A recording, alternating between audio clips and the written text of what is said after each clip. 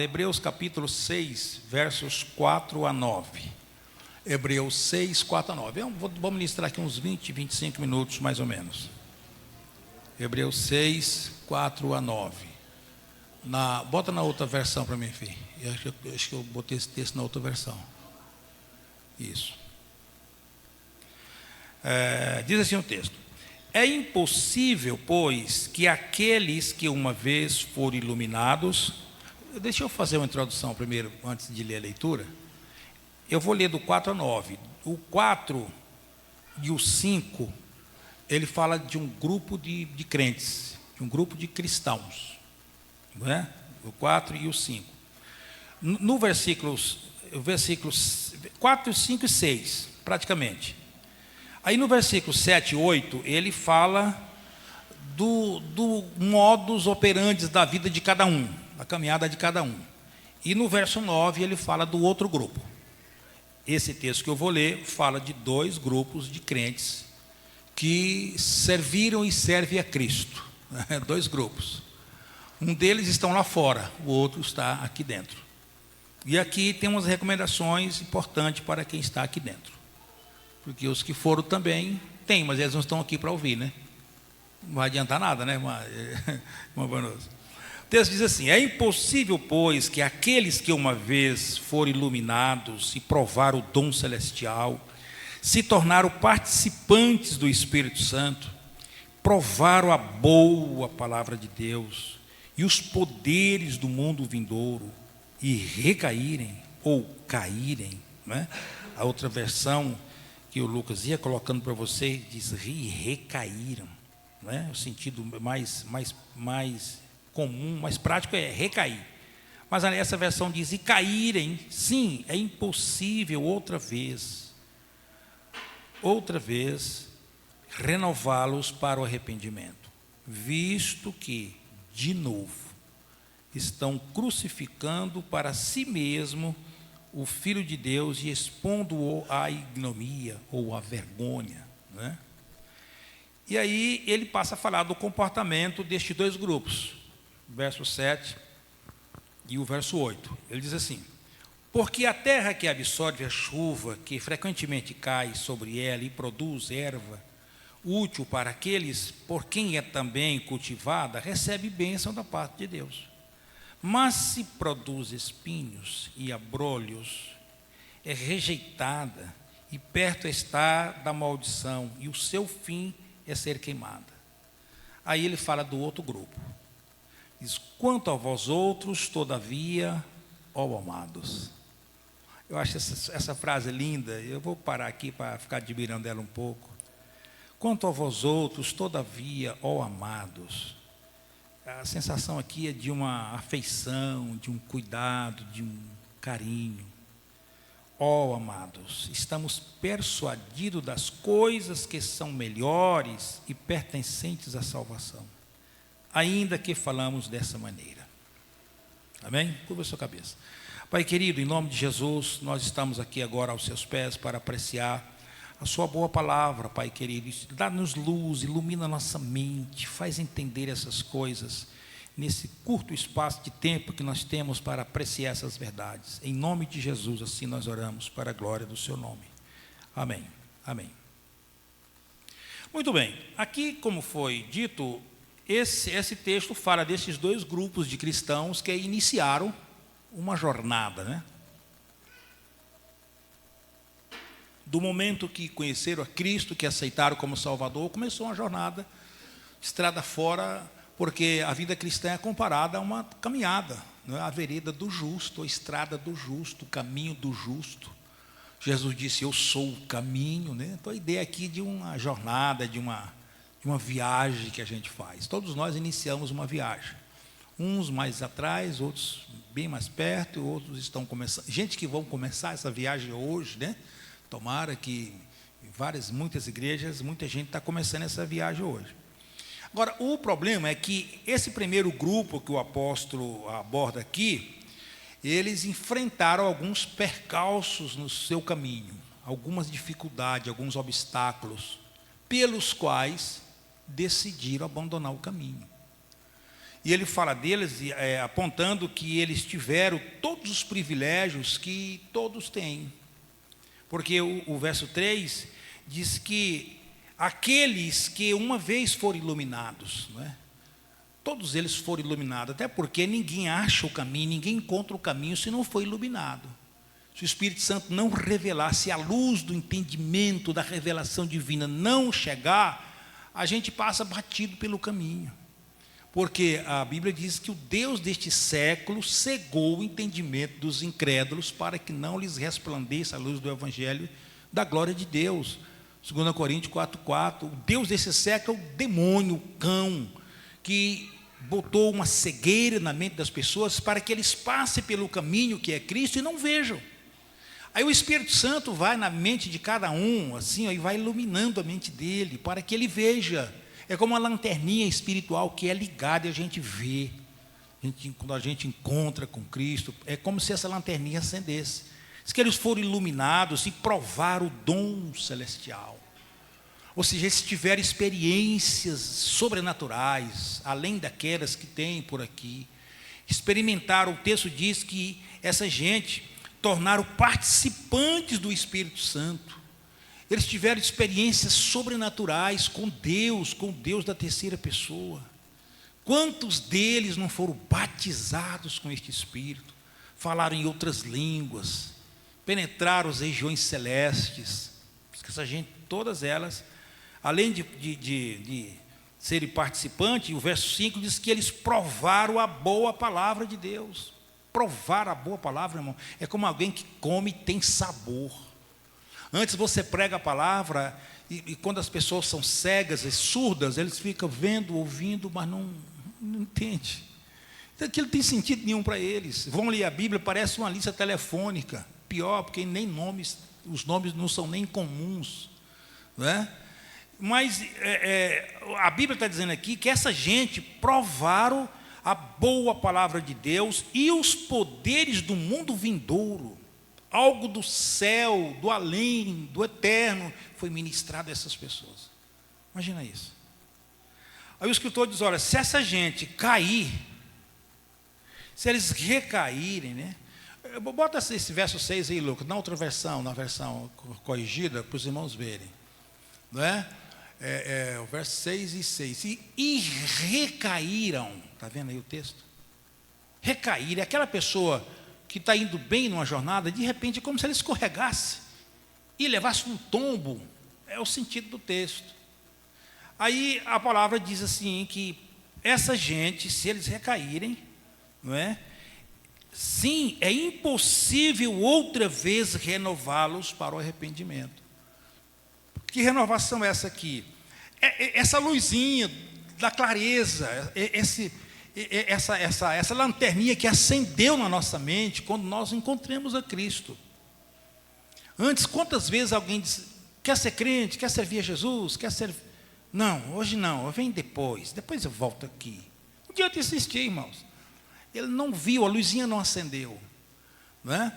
E aí, daqui a pouco, chega um dia que essa pessoa vem ao culto e ouve uma chamada dessa, e ele diz, quero, no momento, num hino cantado, numa palavra dada, na exposição da palavra, eu não sei que momento foi, o Espírito Santo foi assim, deu a luzinha, e é como se ele batesse na testa, olhasse e disse, estou descarrilhado, eu estou errado, o caminho é aquele, e é para cá, entendeu? Ele está aguardando só o momento de alguém dizer, sobe o degrau e vem, não é?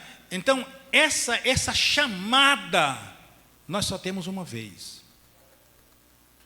Se você experimentou tudo isso, se você é cristão porque nasceu de novo, experimentou essas virtudes eternas, nunca mais o Espírito Santo vai acender a luzinha de novo na sua mente.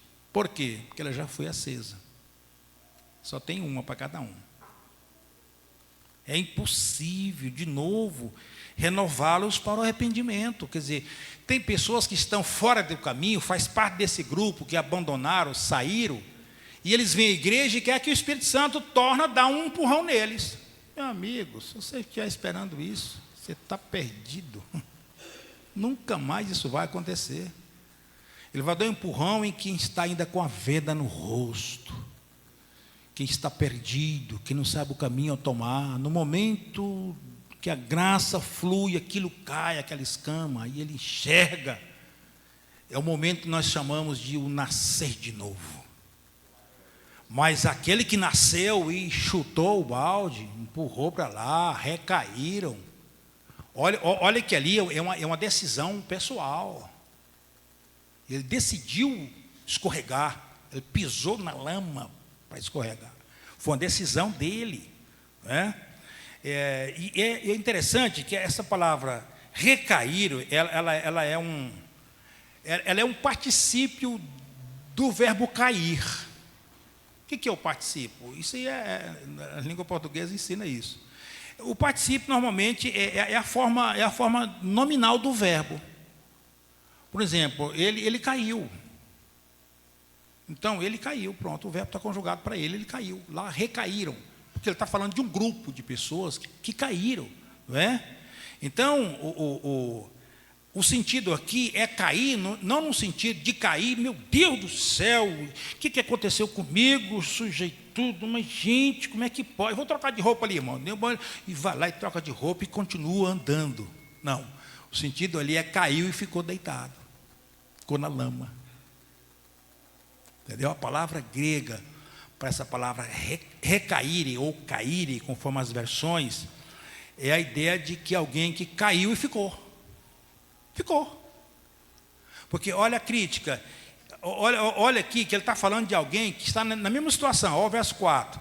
Aqueles que foram iluminados, provaram o dom celestial, tornaram participante do Espírito, provaram a boa palavra de Deus e as virtudes, os poderes do mundo vindouro.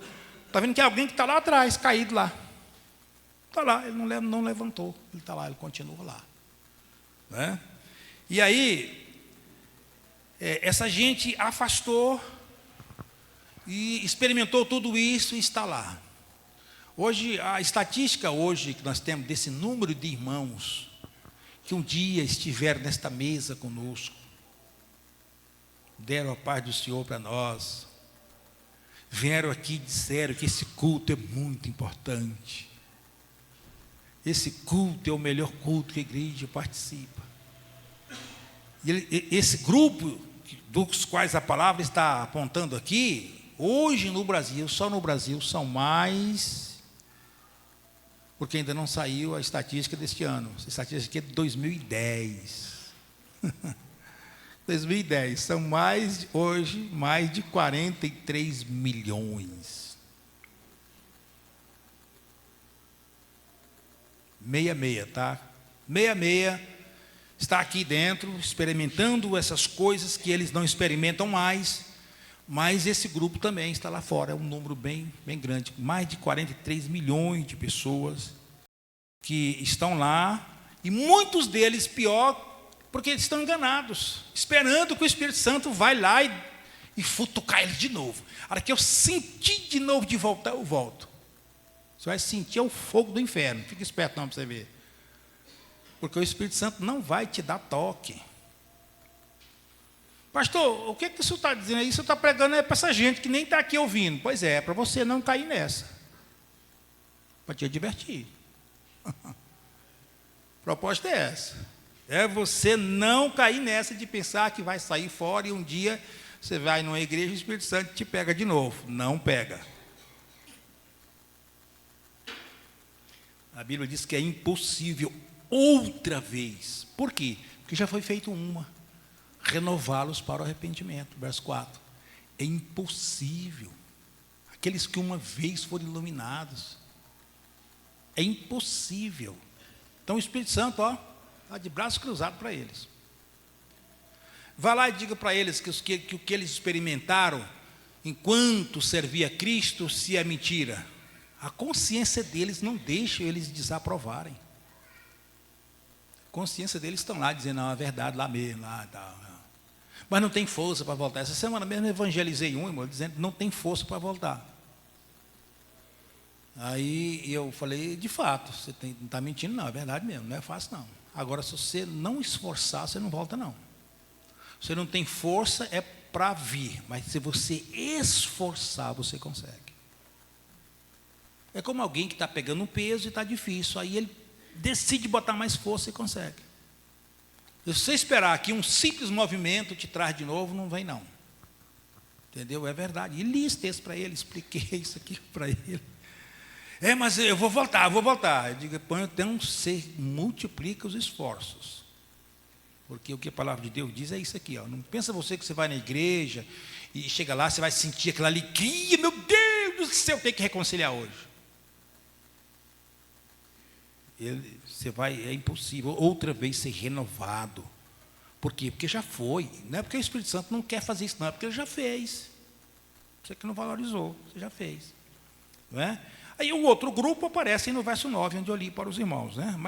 Mas vós, ó amados, né? Ele está falando com quem é da convivência, com quem é da familiaridade, mas vós, tal. Então a pergunta que a gente faz quando a gente lê um texto desse é: por que essa gente que estiver em nosso meio, e aqui agora vale para todos nós, o que aconteceu que essa gente teve todos esses privilégios do versículo 4, 5 e foram embora? E a gente não fica perguntando isso? Eu já me perguntei muitas vezes, irmãos, por que uma pessoa que experimentou tudo isso que o texto diz, foram iluminados, foram renovados, experimentaram as virtudes do século vindouro, foram alcançados pelo Espírito, experimentaram, comeram a palavra, o que aconteceu com essa gente que foi embora? Essa pergunta, a gente deve levar ela muito a sério, porque ela tem a ver com a gente. Para que não aconteça comigo e com você o que aconteceu com essa gente aqui, ó. E a resposta a esta pergunta não pode vir de outra fonte, senão da própria palavra de Deus. É o que responde o verso 7 e 8. Está aí a resposta. Está aí, só ler. Verso 7. Porque a terra que absorve a chuva, que frequentemente cai sobre ela, produz erva útil para aqueles quem é também cultivado recebe a bênção da parte de Deus. Mas, ao verso 8. Quer dizer, olha o contrário aí. Olha aí o contraditório. Mas se produz espinhos, abrolhos, é rejeitado e perto está da sua maldição. O que esse versículo 7 está dizendo? O versículo 7 está dizendo o seguinte: o crente que recebe a palavra que lhe é ensinada em todo o culto, ele é igual a uma erva que produz bons frutos, se ele for um absorvedor da palavra, assim como a terra absorve a chuva que cai nela. O segredo aqui está na palavra. Quem recebe a palavra e absorve é como a chuva, é como a terra que absorve a chuva para produzir bons frutos. Mas essa mesma terra também produz espinhos e abrolhos. Você viu que Paulo está falando de duas coisas: do crente que foi embora e do crente que está aqui, dos amados. Falando dos amados que produz bom fruto, porque recebeu a palavra e a palavra produziu, não é? Mas ele fala também dos que foram embora, desses 43 milhões ou mais que estão lá fora, que foram iluminados. Foi como alguém que recebeu a palavra, mas a palavra entrou no ouvido e saiu no outro.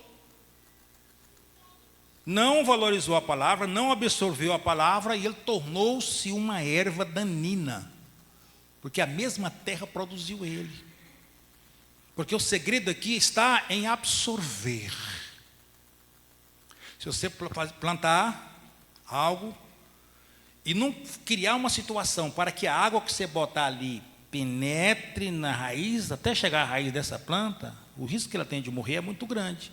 Você ficar aguando e a água escorrendo. Se aguou e a água. Vai embora. Você pensa que aguou. Tem muita água, mas lá na frente. Aqui mesmo, pouquinho. Você precisa criar uma situação para que a água emposse, para que a terra absorva. O segredo aqui, irmão, está em absorver ou não a palavra. Porque a terra que absorve a chuva. Será que ele está falando aqui de terra mesmo? Essa terra que nós estamos falando aí? Claro que não. Pastor, mas não está escrito terra aí? Não, irmão, ele está falando aqui de uma alegoria. O que é alegoria? É quando você pega, por exemplo, dois objetos e olha, e eles têm relação semelhante, mas são distintos.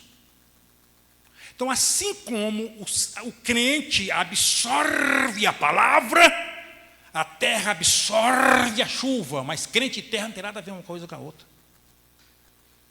São semelhantes, todos os dois fazem a mesma coisa. Um absorve a palavra, o outro absorve chuva. Então, quando você usa esses elementos para ilustrar uma verdade, isso chama-se de alegoria. É o que Paulo faz aqui, ó, comparando o cristão com uma terra que absorve. Então você precisa tomar muito cuidado a maneira como você recebe a palavra de Deus. Porque você pode ser igual a uma terra que produz coisa danina. Se você ouve, mas não está nem aí, ou não está nem aí para ouvir, o que vai acontecer é que qualquer hora essa terra vai dar o fruto. Essa terra vai dar o fruto. Se ela foi absorvida de boa chuva, ela vai dar fruto bom. Se não, ela vai dar fruto ruim. Não é? É o que o texto diz aqui, ó. Ele diz, olha, porque a terra, verso 7, porque a terra que absorve a chuva, que frequentemente cai sobre ela, produz erva útil. Ele está dizendo do mesmo jeito, é como crente, que frequentemente a palavra cai sobre ele, e ele recebe a palavra.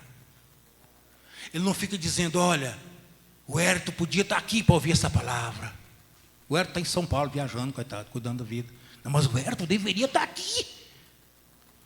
Criatura, quem tinha que estar aqui era você mesmo. Ele não fica mandando gravar para ouvir depois. Ó. Pastor, cadê a mensagem? Desse jeito.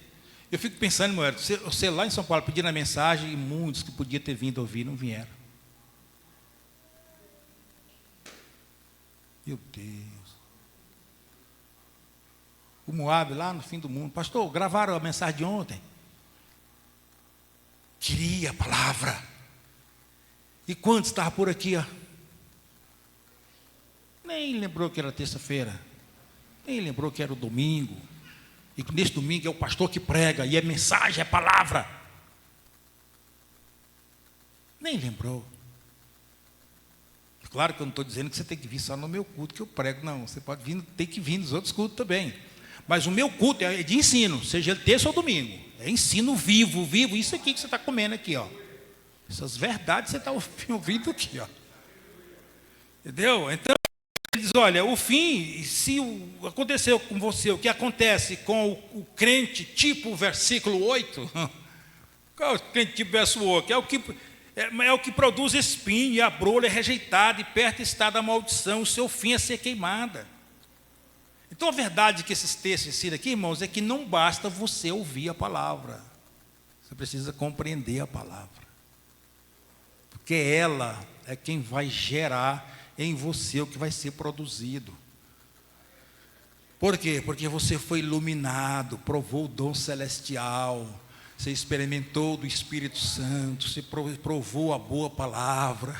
Aleluia. Entendeu? Agora vai depender de como você vai receber essa palavra. Aí o apóstolo faz aqui a comparação desses elementos, não é? Para ilustrar o risco que nós temos de ouvir a palavra e não compreender, e não receber, não absorver. Eu vou encerrar aqui lendo apenas um texto de Timóteo. Tiago 1, versos 21 e 22. Eu vou ler esses dois versos, fazer a aplicação deles e já vamos para a ceia, né? Hoje o culto é de ceia. O que Tiago diz? 1, 21. Portanto, despojando-vos de toda impureza e acúmulo de maldade, acolhei. Bota essa versão aí na outra lá, na EC. Olha o que o apóstolo diz. Pelo que rejeitando toda imundícia e acúmulo de maldade, recebei. Acolher dá uma sensação assim de... Acolheu. Mas receber dá uma sensação de propriedade, né? O sentido é esse. Recebei com mansidão a palavra em vós, o quê? Enxertada. Não é a palavra que vai, chega no seu coração, invade, entra e fica lá dentro. Não. Ela só fica lá se você receber o enxerto. A palavra vai como um enxerto para a sua mente cognitiva, para os ouvidos. Você que faz ela descer para o coração. Essa palavra tem a ver comigo e eu vou tomar jeito. Essa palavra é para mim. Eu vim aqui para ouvir essas verdades e a partir de hoje eu vou reagir assim e assim e assim. E nesse momento a palavra é enxertada. É como o enxerto da planta. O enxerto da planta está ali. Uma coisa é uma coisa, outra coisa é outra coisa. Mas se essa planta aceitar o enxerto, vai chegar um momento que vai virar uma coisa só. Vai produzir frutos úteis. Oh, glória a Deus. Ela é poderosa para salvar a vossa vida. Aí o apóstolo diz assim, o verso 22. Tornai-vos, pois, praticantes da palavra. Ou seja, pega a palavra e faz ela valer para você. Irmão, agora o que ele diz aqui no final é de arrancar o pica-pau do oco. E não somente ouvinte, enganando-vos a vós mesmos. Meu Deus, você imaginou? Eu estar ouvindo a palavra. Hoje os bancos são até mais confortáveis um pouco, né? Mas antigamente era duro ficar uma hora sentado aí, ouvindo uma palavra uma hora, e ela não produzir nada na minha vida. E eu saí daqui com a sensação de que eu ouvi uma palavra, só que eu saí enganando a mim mesmo. Enganei a mim mesmo, porque a palavra não tem nada a ver comigo. Eu não teve nada nela que eu absorvi para mim, que veio para mim como a terra que absorve a chuva. Glória a Deus. E não seja tão somente ouvinte. Isto é, entra ano, sai ano, e a pessoa do mesmo jeito. Você não vê crescimento, desenvolvimento, integração, você não vê participação. A peça não tem nada a ver com ele, alheia o tempo todo, a palavra não consegue pegar. Eu fico impressionado com isso, rapaz. O risco, irmão, de amanhã a gente estar com o pé do lado de fora, debaixo dessas condenações aqui, ó, muda nada. Porque a palavra bate e volta, bate e volta, bate e volta, bate e volta. O que Jesus disse quando ensinou a parábola do semeador? Semente que cai na beira do caminho é a palavra que é semeada no coração, na beira da estrada. O inimigo vem e come a semente. Isso que é como o diabo. A palavra é jogada lá na mente, mas o diabo, antes dela chegar no coração, ele rouba a palavra. Por quê? Porque não compreendeu. E você só compreende a palavra com o coração. Você não compreende a palavra com a mente. Sabe por quê? Porque ela não é física, ela não é como a palavra aí que os homens produziram nas gráficas. Ela é celestial, ela é do céu, ela vem de Deus. Ela só é absorvida pelo coração. Só o coração que entende a palavra. Só ele, mais ninguém. Mais ninguém. Amém, amados? Glória a Deus. Vamos ficar por aqui. Nós agora vamos colocar de pé.